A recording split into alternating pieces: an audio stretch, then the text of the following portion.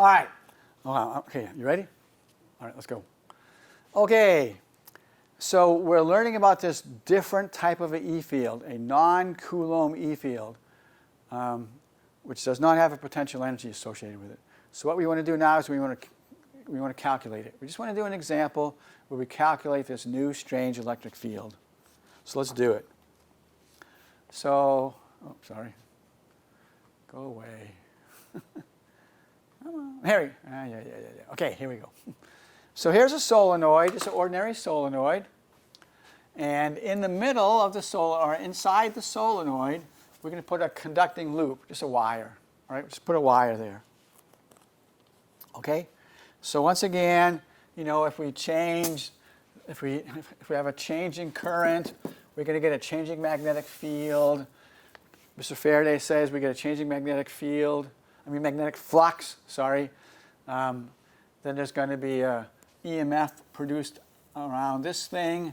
Since it's a wire, we're going to get an induced current and blah, blah, blah, blah, blah, all right? Okay, now, here's the important thing. There's nothing in Faraday's law that says you have to have a conducting loop to have an induced EMF. So, goodbye, all right? So, we still, come on, we have a changing magnetic flux through the solenoid, right? So we're still going to get an induced EMF. Now what's going to be the direction? Well, if we had a loop, it would be in a circle, right? Well, there's no loop, but come on, it's still going to be in a circle. I mean, things don't change. Faraday's law doesn't, like I say, it doesn't say it has to be a wire. So that's going to be the direction. So now we're looking, you know, this way, right? So, all right? So this is what it would look like with a conducting loop. It's going to look the same thing without a conducting loop. It's going to go in circles. So, right? So I switched the orientation for you, but sorry. But so these are the circles of the induced EMF, and they're caused by the changing magnetic flux. So there's no current, right? Because there's no wire here. But I'm saying that there's still going to be that induced EMF. Okay. And the induced EMF has to be a circle, because if there were a wire there, you know, the wire would be in a circle, right? I mean, the current would be in a circle. So let's just do it, all right? Let's find this induced EMF here, all right? So we're just going to use this, okay?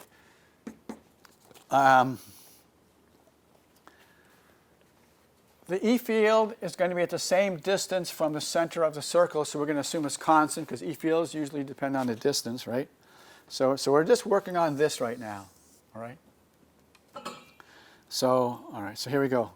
So first of all, and also don't forget, the E field is parallel to the ds, so I can get rid of the dot product. So let's just do it. All right, so here we go. So, okay, so I had a dot product, but then I realized these guys are parallel, so goodbye dot product. And then I realized that the E is going to be constant. So I have E integral ds. Okay, what's the integral of when you go around a circle, the integral ds is just the circumference. So it's E times 2 pi r. All right, so that equals this, right? That equals that, right? So therefore, I can say that the E is just 1 over 2 pi r times d flux dt. There you go. All right. So that's one example of calculating a non-Coulomb electric field. And again, concentric circles, right? Concentric circles. Okay. Now let's talk about Faraday's law again, and let's get rid of the absolute value signs by incorporating Lenz's law, believe it or not. So here's Faraday's law, right? Oops. Okay, so here's Faraday's law. Oops. No, sorry, I got to write it. Sorry. Okay, so integral E dot ds equals E induced, which is absolute value d flux dt. There it is. All right, Faraday's law. Okay, so absolute value signs. Now, we've always used Lenz's law to calculate the direction of the current. Well, what do you say we incorporate Lenz's law into this thing and get rid of those absolute value signs? Well, we can do that as follows. So watch. So we're going to get rid of the absolute value sign, put a minus sign. But we have to interpret it correctly, you know? So here is the interpretation. And I need to be, got to be careful. So, well, okay. What does this mean with the negative sign? Basically what it means is that the direction of the EMF and the current will always be opposite to the direction of the flux change, right? Because minus means opposite. So if this is, all right, so let me just do an example rather than just talk. Let's just do an example. Okay, step number one. So here's the current, right? Here's a current loop. So just pretend it's on a table. So here's the wire, you know. Now, here's another right-hand rule.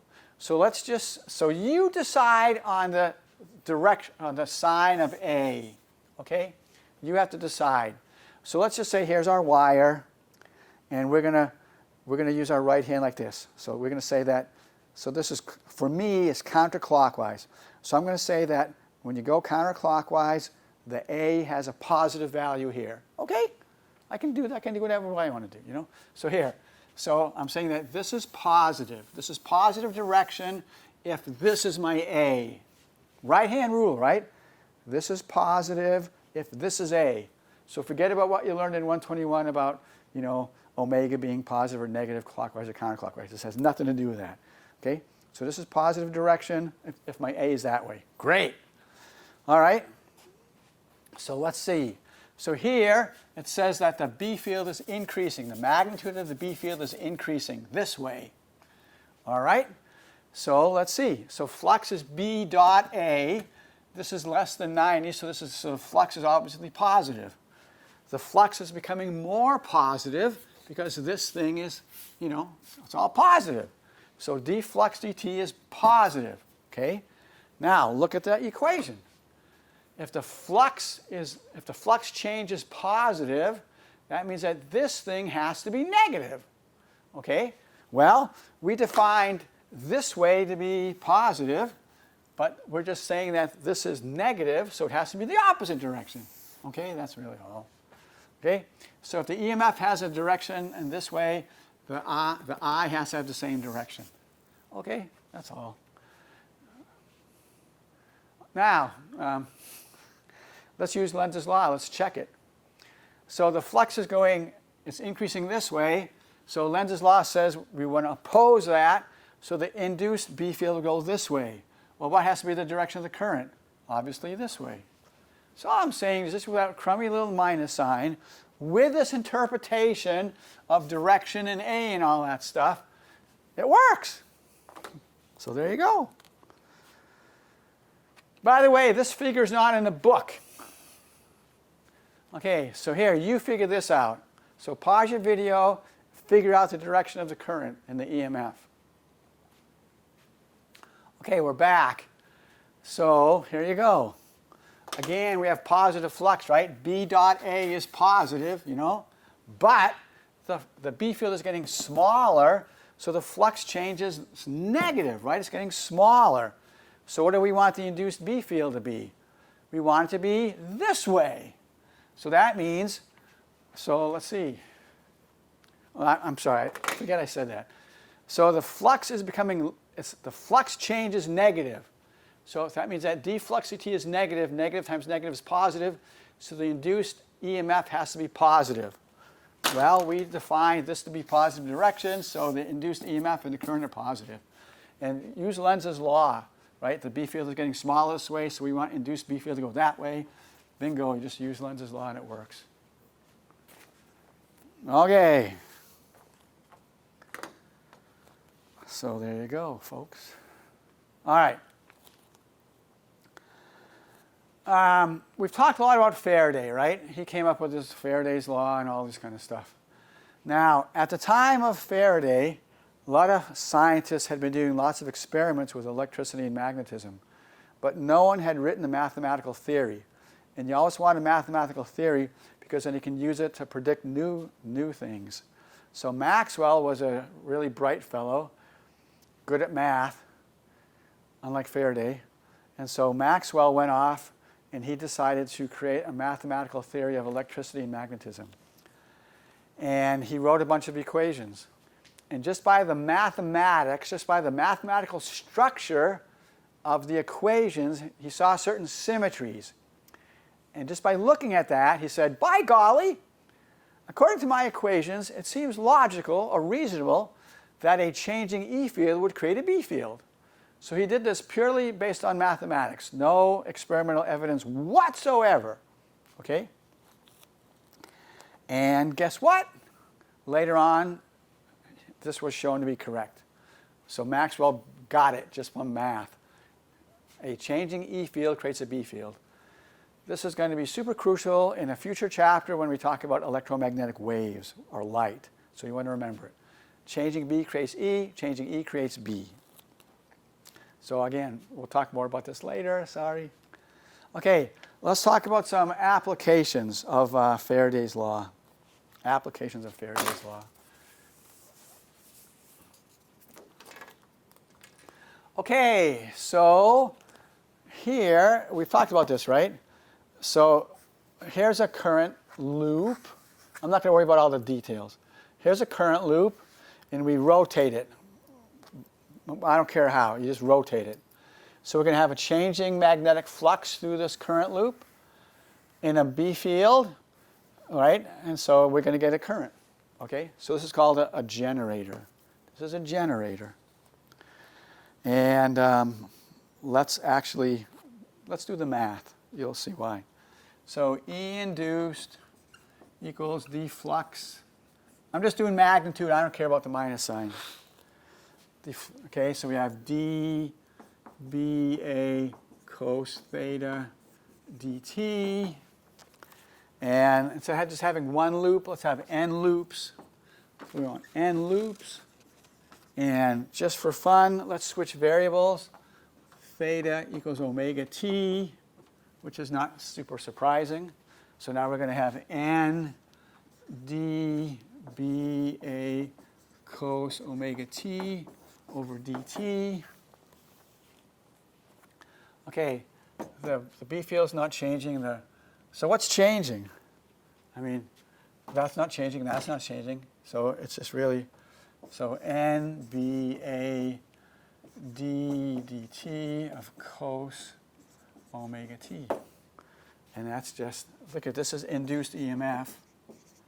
So this has to be EMF. So we have E induced EMF equals, let's say, E0. And what's that? Oh, wait a minute. Sorry, I'm not there yet. I forgot something. So the derivative of that is again, just magnitude. So I don't care about the minus sign.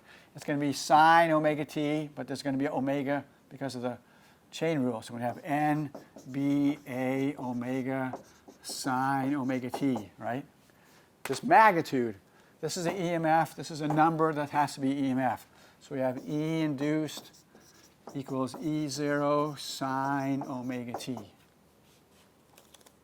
So, what kind of voltage is that? Is it direct or is it alternating? This is alternating, right? The voltage goes like this, positive, negative, positive, negative, positive, negative, positive, negative. So this is AC voltage, which we'll talk about later on. Okay, so that's how you do it. So that's one application. And by the way, look at, this is how electricity is actually produced, you know? The electricity in the wall, right? All they do is they turn this thing. And you can turn it however you want, right? You can use wind, like the, Kahuku wind farm. You can turn it by donkeys. You can have water spinning it. However you want to do it. You can, nuclear power plant, you boil water, you produce steam. The steam spins. If you have a whole bunch of this, it's called a turbine. The steam spins the turbine, whatever you want. All we have to do to produce power is to have a changing magnetic flux. And bingo, you get a current. So that's how they make electricity. Okay, so if you ever run a road race, like a long road race, they usually have these timing chips. Here's why. So let's say you're running a big a marathon. There's like 40,000 people. So here's the starting line, and there's all of these people back here. So they fire the gun. Well, let's just say you're back here. It's going to take you 10 minutes to get there. So that means that your time is going to be 10 minutes too long, right? Because that's no fair. Because you're running all this extra distance, and so that's no fair. So wouldn't it be nice if your time began when you actually crossed the starting line? Well, yeah, that would be fair, right? So they actually do that. So they have these timing chips. So even if you're way back here, when you cross the starting line, your individual clock starts. When you cross the finish line, your clock ends. And then recently, because of people that cheat, they have things throughout the race where it just checks your time to make sure you didn't cheat. All right? So timing chips. So that's what it looks like inside. So here's the website. Something from their website. Each championship contains a miniature transponder, which is something that emits a signal after receiving a signal, okay, with its own unique 7-character ID code. The transponder is encased with an energizing coil, remember that, energizing coil, in a waterproof capsule. The transponder is passive until moving into the magnetic field mats generated by the championship antenna mats. So these mats produce magnetic fields, okay?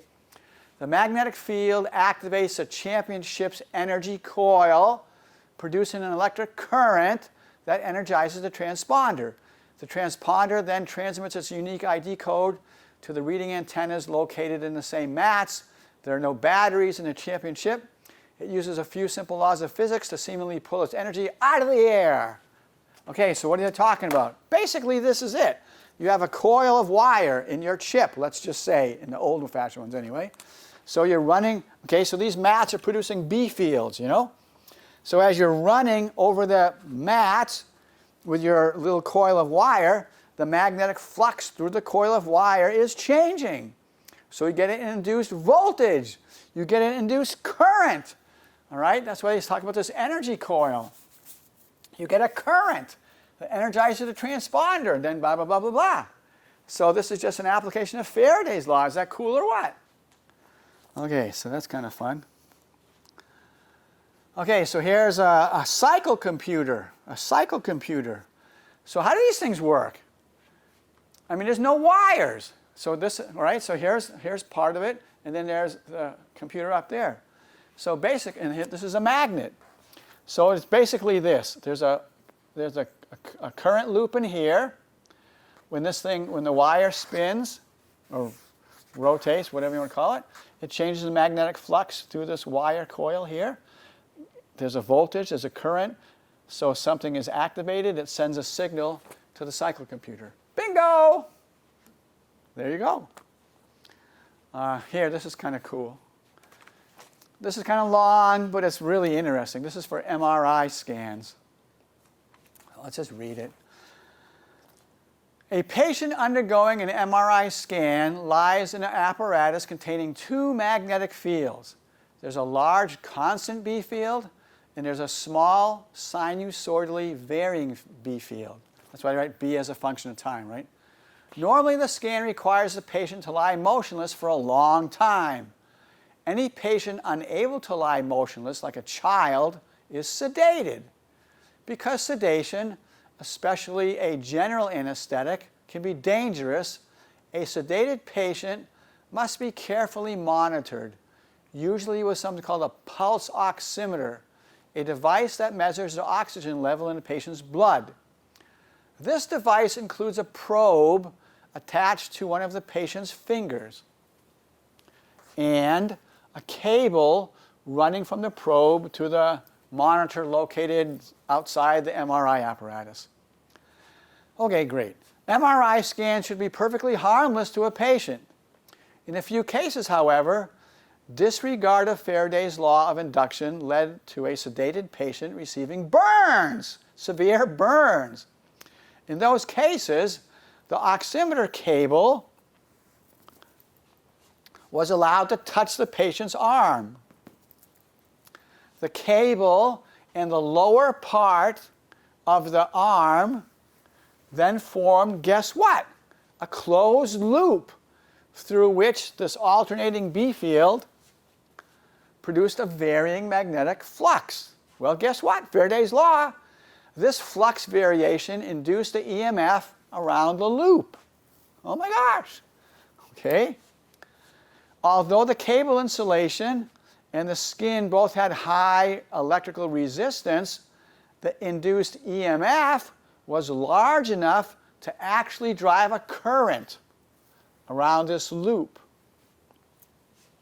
As with any other circuit in which there is resistance, the current transferred energy to the thermal energy at the points of resistance. In this way, the finger and the skin where the cable touched the lower arm were burned. So the guy got a burn here and a burn there from the cable. MRI staff are now trained to keep any monitor cable from touching a patient at more than one point. So I used this years ago, right? And there was a student in the class who happened to be a neighbor down the street, and he raised his hand, Brother Weber, that happened to me. So it does happen. All right, that's a good place to stop. Thank you very much.